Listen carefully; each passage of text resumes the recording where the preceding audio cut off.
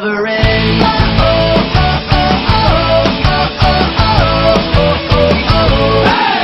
Face the Strange, Chapter 1. Dally was riding the Hogwarts Express to Hogwarts with her best friend Edward Cullen. She had just found out that she was a witch and a vampire with Edward, and now they were going to school to train to be better. "Edward, do you miss Bella?" I asked. "Grr, I don't want to talk about Bella," Edward said. "Oh, are you guys fighting?" I asked. "She is just being a cunt," he yelled. "She thinks I like you. Why would she say that, Dally?"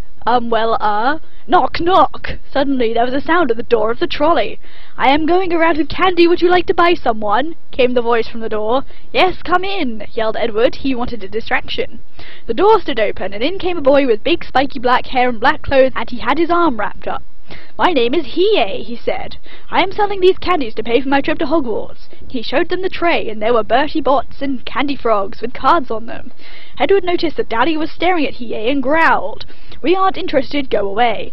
"Oh, okay," Hiei said. "Wait! I would like to buy some Bertie's Bots," said Dally enthusiastically and smiling. She reached for some and touched hands with Hiei. Edward gurred. That will be okay when it's free for you," Hiei said. He was flustered because he touched hands with Dally. He thought she was very cute. "Thank you," said Dally. Hiei left, and Dally began to eat the beans. "So do you like that guy?" Edward asked. "Of course, he gave me free food. He is very nice," Dally said, happy. Suddenly they arrived at Hogwarts and Un came from the train. They were greeted by a big wizard with long white hair and a pointy hat, and he said, "Come, students, follow me to the Great Hall and we will eat and get you sorted." Dally and Edward got into a boat and went into the Great Hall with Dumbledore. They sat down at the table coincidentally right next to their friend from the ship, Hiei. Dally was also sitting next to a black and red hedgehog. "My name is Shadow," said the hedgehog. Edward began to grr again. "Why are you all talking to Dally?" he said. "Calm down," said Dally. "He is my best friend. He gets a little territorial sometimes." "Oh, okay," said Shadow. "Aight," said Dumbledore. "I will now sort you into the hat." One by one, each of the students, and hedge mice because there are some Sonic characters, came up to the sorting hat. It told poems for the houses. There is Gryffindor, Hufflepuff, Ravenclaw, and Slytherin. "Edward Cullen," the hat said. "Slithering!" Edward put on a silver and green scarf and sat down at the table at the end. He winked at Dally as if to say, "Come to my house." Shadow, Slytherin. Shadow put on a silver and green scarf and sat down next to Edward.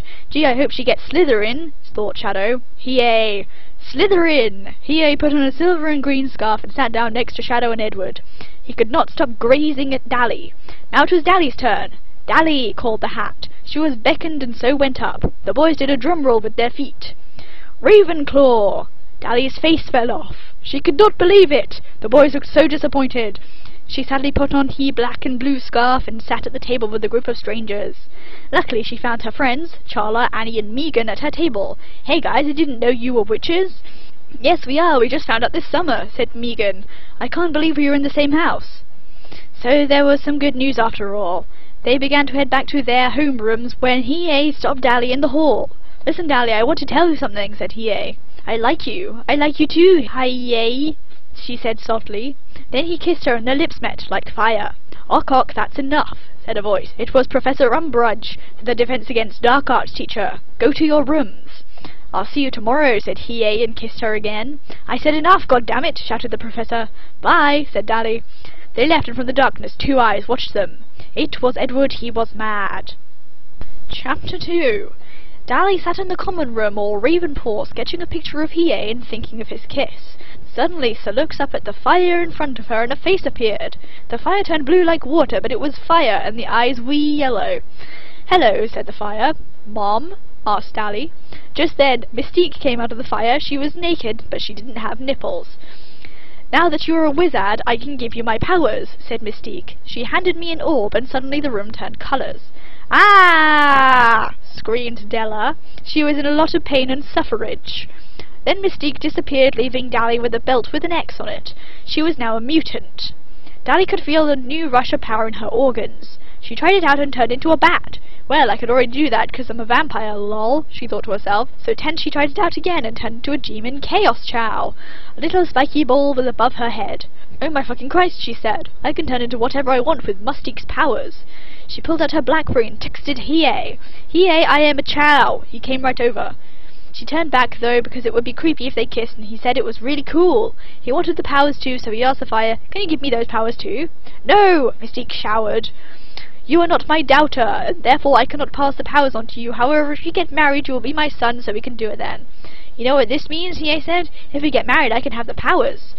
But suddenly Dali began to think of the other guys in her life. There was Edward. He had Bella, but he said something out liking her on the trolley. And then there was Shadow. He looked at her like, "I like you." She loved Hiei, but she liked the others. "I don't think so, I have cold toes," said Dali, and she ran away crying. "No, you can't leave me here at the altar," shouted Hiei in upset. "Ha ha ha ha ha," laughed Mystique. "You'll never fucking get the power years." And then she disappeared, and so did Hiei, because he's not supposed to be in Ravenclaw's dorm room, lol, what was he thinking? Dali wept quietly to herself when all of a sudden a blonde walked out of his class and approached her. "What's wrong, Dali?" he asked. "Who are you?" I asked. "Oh, my name is Draco Malfoy," he said. "Off you ock." Dali looked into Drake's eyes and saw that he cared. He was full of compassion, like a snake. The boy held out a hand and pulled Dali up. "Do you want me to walk you to your class?" he asked. "I would love that," Dali said, battering her ashes. They began to walk down the hallway together when a blast came out before Hatem. It was Edward. "Dali," he shouted, "what are you doing with all these boys?" Edward, it's really none of your business. Now let us go to the Great Hall," she snipped. "It is dangerous-oo," he began to raise his voice. Just then Draco pulled out his wand, and him and the vampire got into a big fight. But Dumbledore came and broke it up. "That's it," he shouted. "You boys will come and have a talk with me in my office." And they left. So Dali had to go to the Great Hall by herself, and then Shadow came and joined her. "What is a pretty girl like you doing all be yourself in the Great Depression all alone?" he asked her. "Well, Hiei is being an asshole," she said and cried again. Shadow put his paw on her leg and massaged her, caressing. "It's okay," he said. "It's okay." Meanwhile, Hiei was updates punishing Wolves angrily. "Why did I hurt her?" he asked himself, and then he thought of a soluble. "I will win her back," he said. Meanwhile, Edward and Draco were upstairs in Dumbledore's house. They were sitting on his bed because he said they were out of cars. "What do you think your punishment should be?" Dumbledore asked, passing around. He was wearing a black t-shirt and ripped Hollister jeans that showed off his muscles. Edward gurred. His senses were tingling that something was not wrong. Suddenly Dumbledore put his hands on both of their legs and said, "I can think of something." "OMG, you faggot!" Draco screamed. He tried to run, but he could not. So where's your class if you are